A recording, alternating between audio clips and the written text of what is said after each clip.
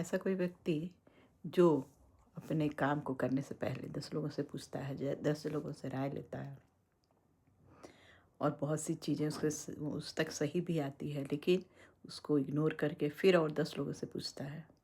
तो जानते हैं इसका सीधा-सीधा मतलब क्या है? इसका सीधा-सीधा मतलब है कि उसका खुद पे विश्वास है ही नहीं। उसका अपना दिमाग, अपनी समझदारी है ही नहीं। वो 10 लोगों से पूछेंगे, 10 लोगों से बात करेंगे, चाहे घर की हो या बाहर की हो या उनके अपने लाइफ़ का डिसीज़न हो, वो खुद से कभी नहीं ले पाते हैं। ऐसे लोग आपको बहुत जगह मिल जाएँगे।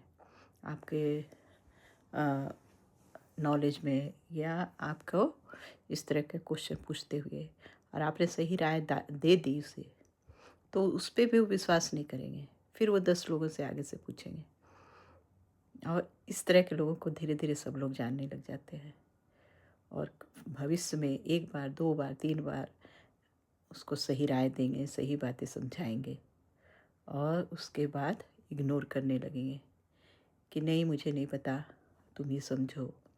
और सबसे बड़ी बात ये होती है ना कि उसकी कोई समस्या है, उसको 4 लोगों ने पॉज़िटिव बात कह दी कि अरे! ऐसा कुछ नहीं होता है, इतना नेगेटिव नहीं सोचना है, इतना क्यों सोचना है?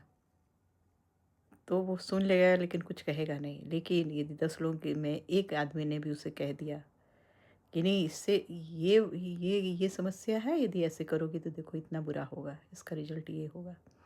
आप जान लीजिए कि 9 लोगों ने यदि उसकी पॉज़िटिव बात कही है, एक ने नेगेटिव बात कही है, तो इस तरह का बंदा या बंदी वो नेगेटिव बात लेके चलेगा और अपनी चारों तरफ नेगेटिविटी फैला लेगा।